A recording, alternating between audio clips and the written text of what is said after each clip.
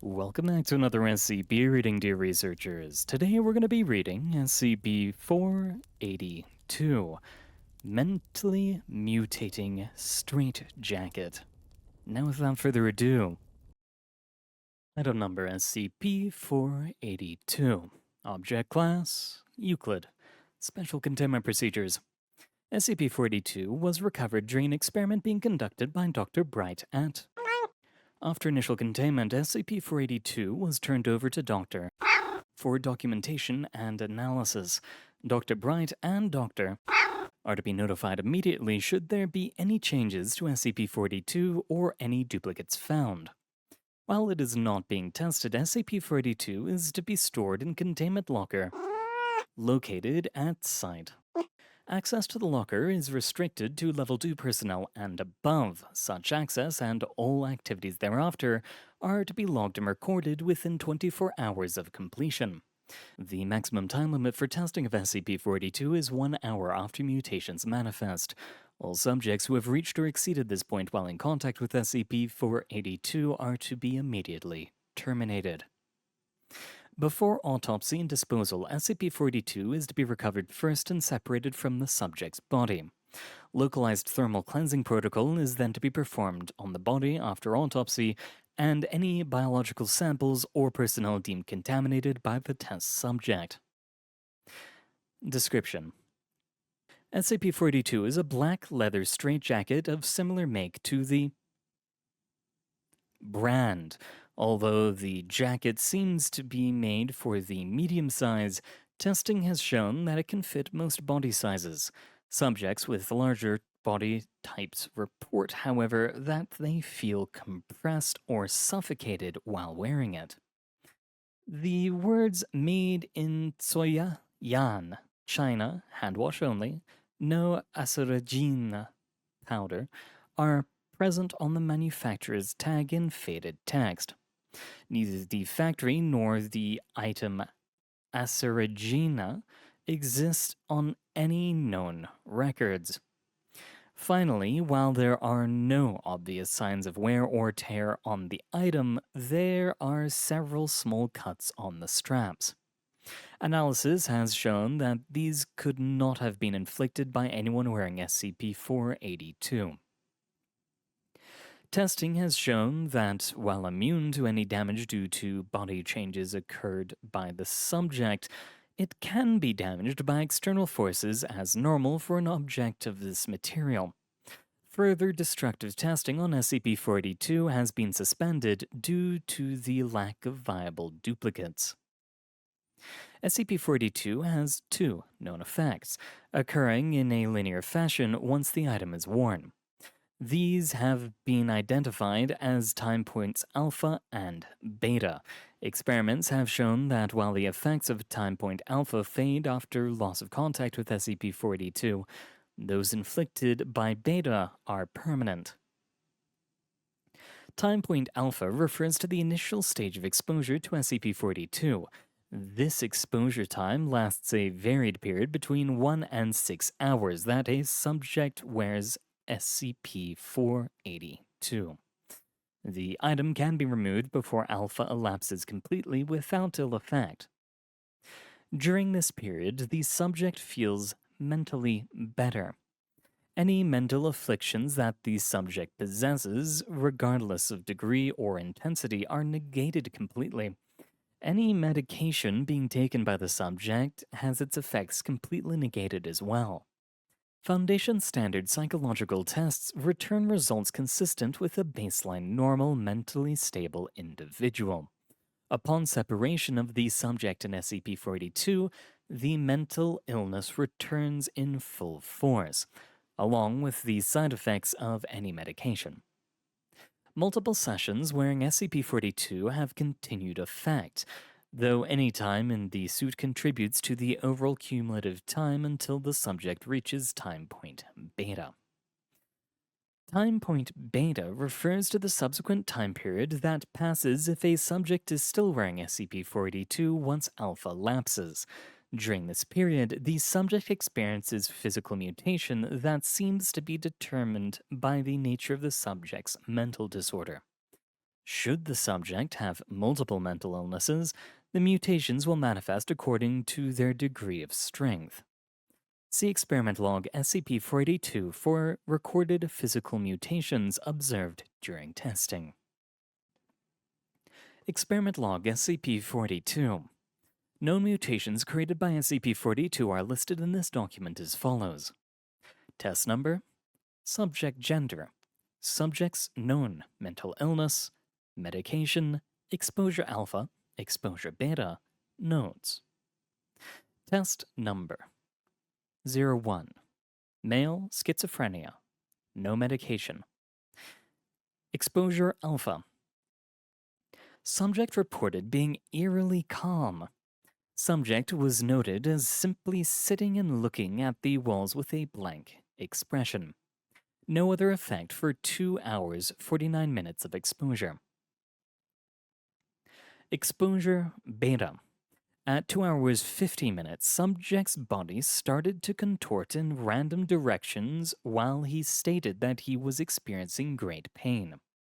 The subject's skull increased in mass and size, though the suit continued to confine the patient. Subject's body began to increase dramatically in mass, although body growth was not symmetrical. Observers noticed the subject's mouth and eyes began to bulge into form beneath the mask of the suit. Subject then slammed his body against the testing cage, screaming incoherently while attempting to make eye contact with as many observers as possible. Termination order was executed at 34 minutes after time point beta was reached. Notes. Subject's body was determined to have increased in mass by nearly 180% as of termination.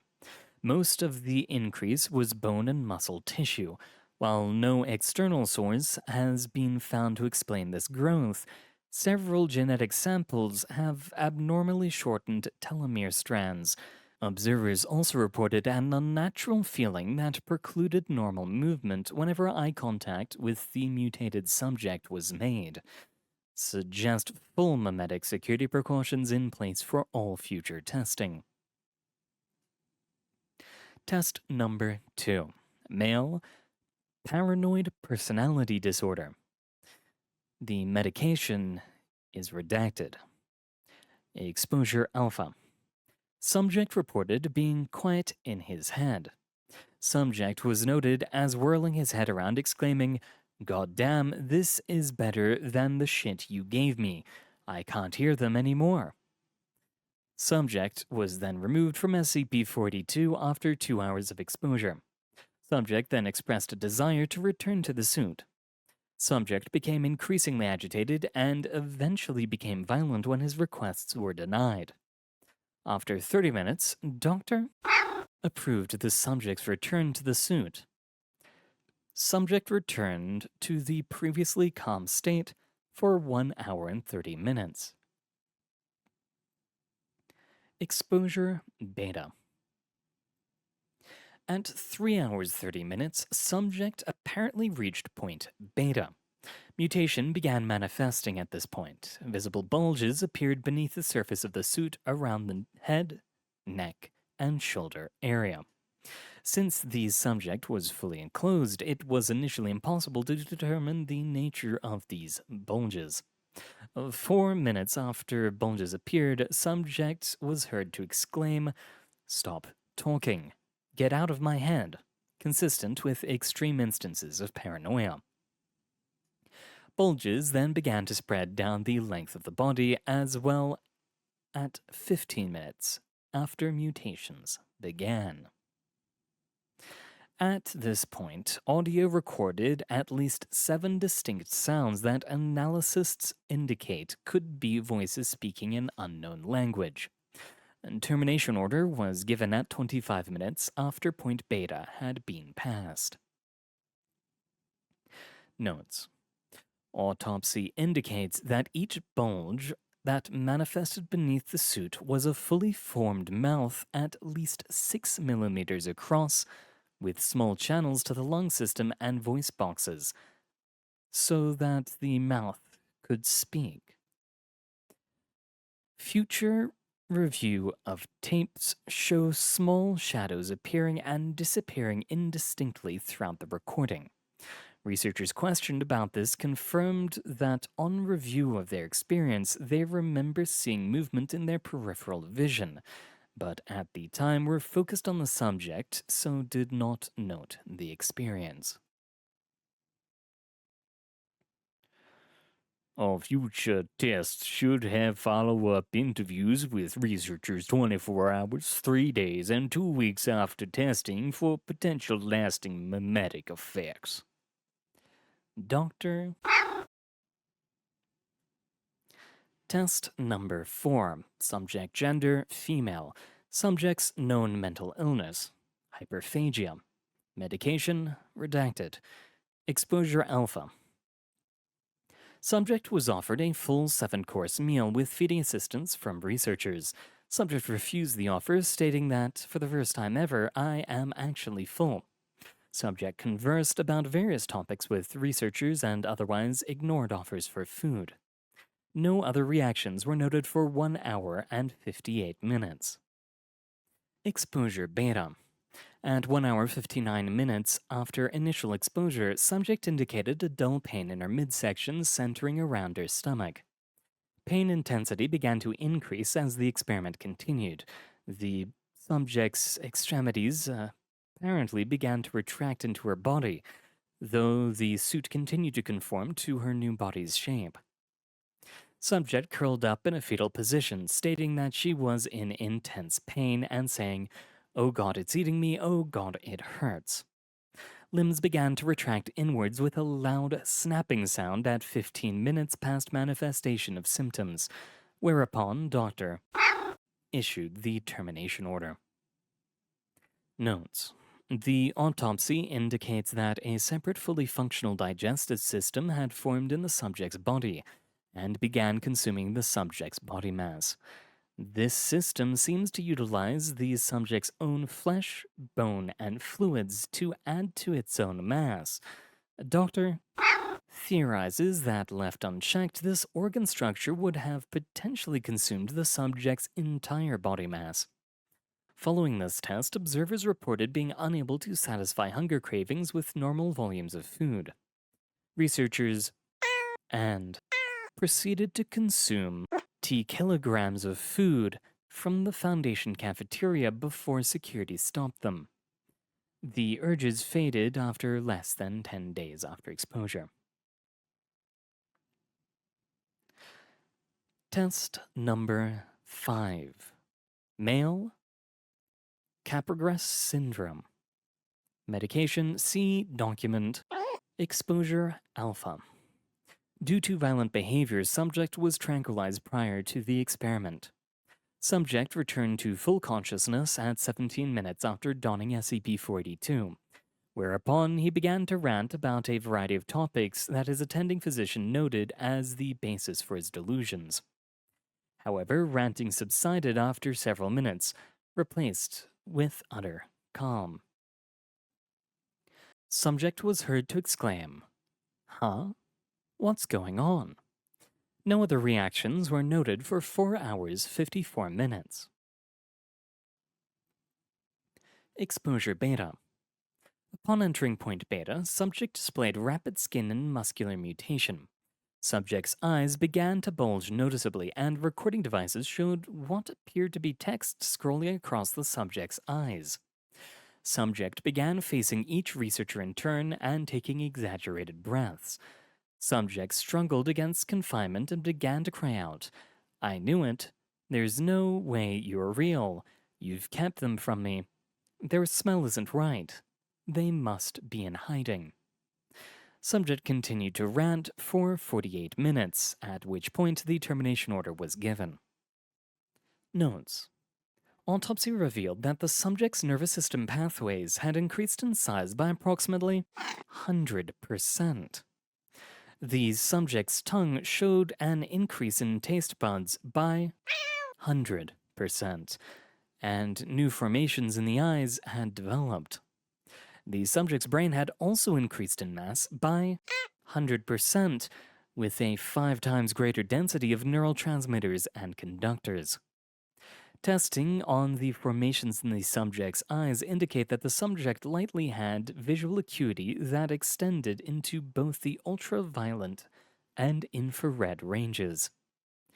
Doctor postulates that the increase in sensory information and nerve clusters allowed the subject to test every possible type of input to try to prove the individuals were real and not imposters. Testing is proceeding on extracting nerve sections to determine if we can duplicate their growth and increased density as a basis for a potential transplant. After testing, observers indicated a heightened sense of hearing and perception for 100 days, accompanied with an increased sense of paranoia. Test number 6. Male. Subject's known mental illness is pyromania. They were taking no medication. Exposure alpha. Subject ignored flammable materials offered by researchers for 1 hour, 32 minutes. Exposure beta. At 1 hour 33 minutes, testing instruments recorded an increase in ambient room temperature to suffered containment failure at recorded temperatures upwards of 100,000 Kelvin and spontaneously ignited, loss of all observers, and caused catastrophic damage to hallway A13 on site. Before containment was re-established, the suit was recovered unharmed. Notes: the subject's body recovered showed increased density and had magnetic properties that made autopsy difficult. It also retained heat upwards of 100,000 Kelvin. Dissection showed a new organ in the body that was sustaining and appeared stable. The organ was removed and placed in storage in magnetic containment at site for future analysis. Despite the loss of resources and personnel due to this experiment, something productive came from it.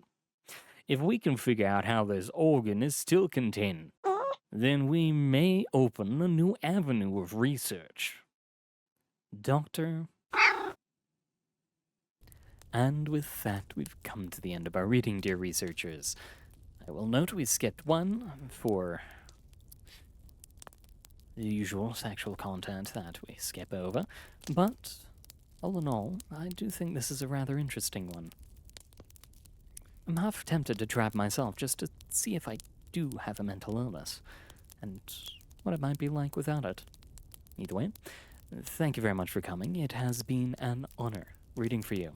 Good luck out there, and I hope to see you all next time.